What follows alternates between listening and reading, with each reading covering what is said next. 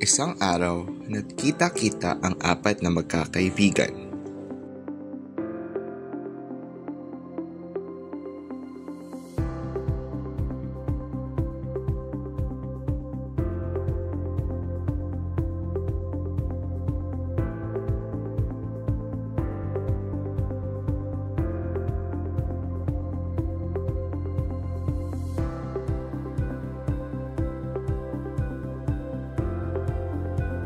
Sila ay masaya sa muli nilang pagkikita-kita matapos ang ilang buwan. Ayos naman kami. Okay lang. Gusto mo lang, boyfriend? Stress na stress kaya sa trabaho mo. Sa trabaho. Nice stress ka. Come on, gusto yung pag-aaral mo. Nang biglang,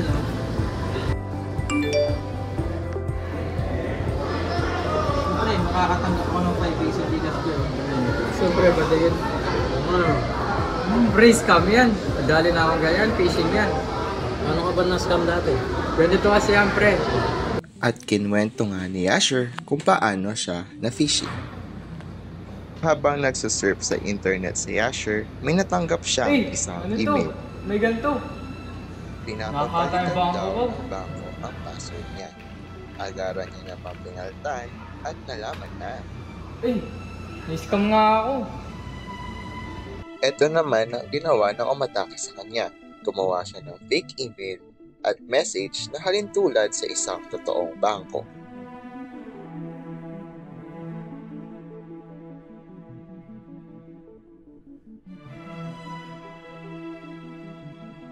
Gumamit pa nga ito ng pictures online upang maging kapani-paniwala ang atake na balak niyang gawin.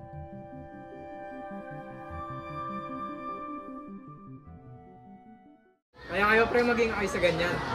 Nadali na rin kasi ako dati sa ganyan eh. Nadali ka rin, pre? Ano nadali? Sa fishing. Wishing? Paano, pre? Ito kasi yun.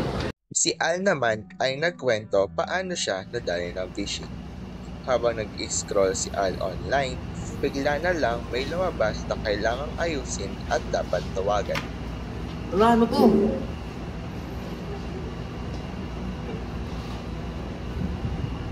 Ano? Hindi tawagan to.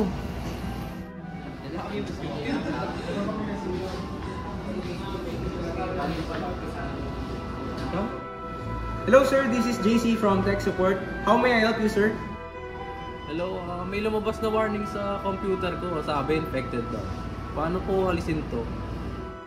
Yes po sir. So bali naging infected po ang inyong device. Pero huwag po kayong mag-alala sir dahil maayos ko po ito. Bigyan nyo lamang po ako ng inyong remote access at ako na mag-alis ng virus sa inyong device. Ay, salamat naman. Anong gagawin ko niyan dito?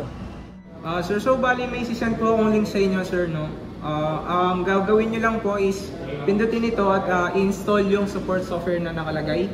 And then after nun sir, kailangan ko lang na i-input nyo yung 6-digit code na lilitaw sa inyong screen. Tapos ko na po sundan yung mga instructions na binigay niyo, sir.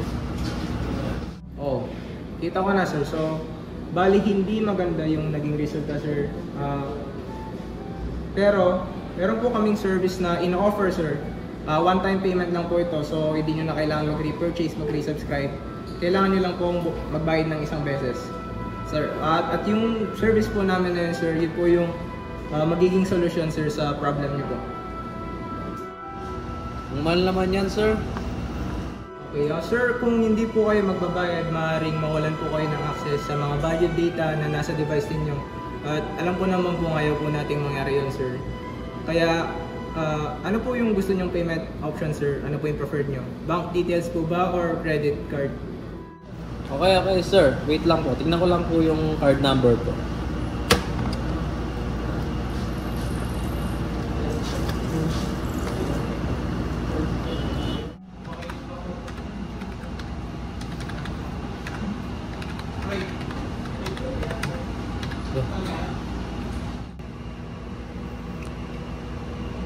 Hello? Anong nangyari?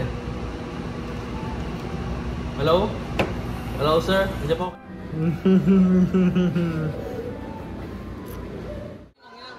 Ito ba? May nangyari rin sa akin, pre. May nag-tailgate sa akin. Yung tailgate, pre. Nagsimula na nga magkwento si John Roy kung paano siya na tailgate.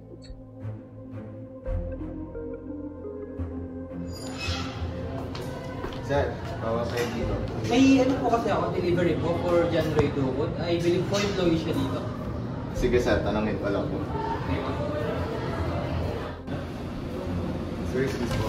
May delivery daw po in Phoenix. Yun na siguro yung order kong kata. Jeff, pasok ka lang. Sir, bawal po.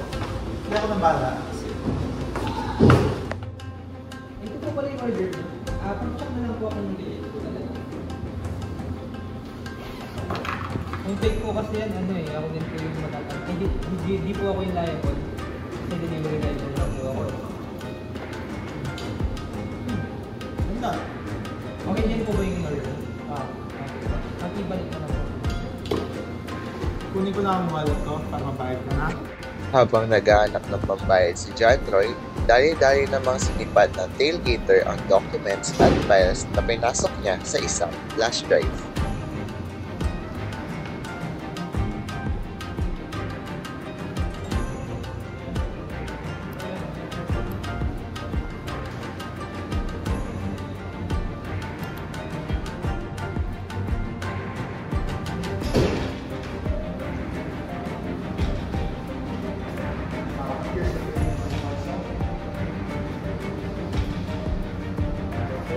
Dami ko lang po.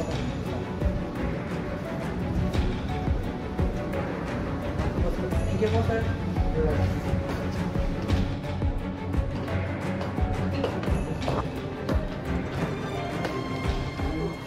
Ingat kayo guys, kapag may sumusunod sa inyo, baka may mapapasok kayong hindi dapat. Kayo pa magagalit. Ang weird naman pala, tayong lahat na nadali tayo sa mga men. Ikaw din? Oo, paano ka nadali? Nadali ako kasi parang baiting yung nangyari. At kinuwento na ni Raymond paano siya nadali ng baiting.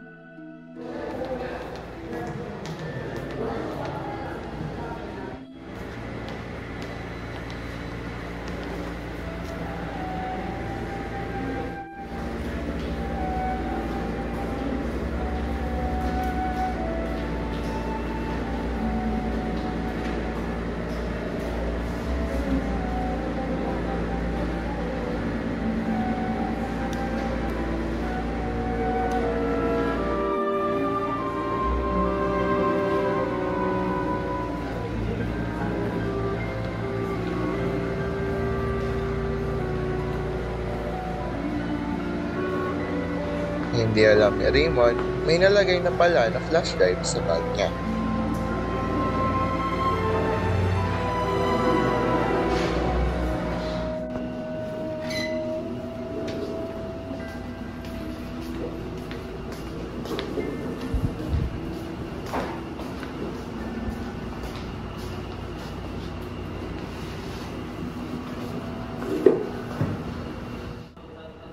Ay, sana naman. Makapag-review nga.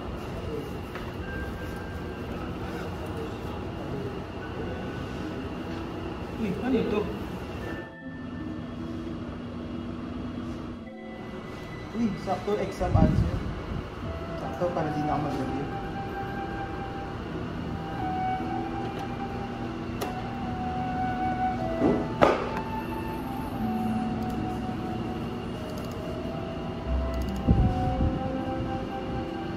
Hala, ano nangyari? Ano kaya pwedeng gawin natin, pre? Para di tayo mabiktima sila. Narito ang ilan sa mga pwedeng gawin upang hindi magaya sa kanila. Para makaiwas sa phishing, laging i-check ang email ng sender. Huwag mag-click sa mga kahina-hinalang link. I-verify muna ang mga alok sa official website. Para makaiwas sa tailgating, huwag hahayaang may sumabay sa pagpasok ng hindi kilala.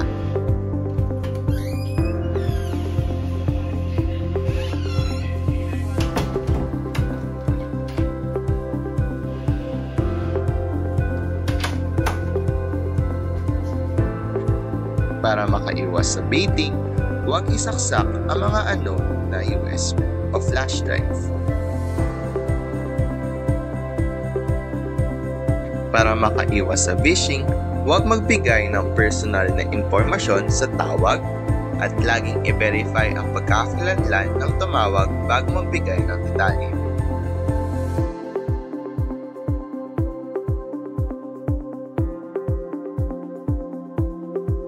Tandaan, ang pagiging sigurado at pagprotekta sa sariling impormasyon ay importante sa panahon na ito. Kaya dapat tayong maging maingat, mapanuri at alisto.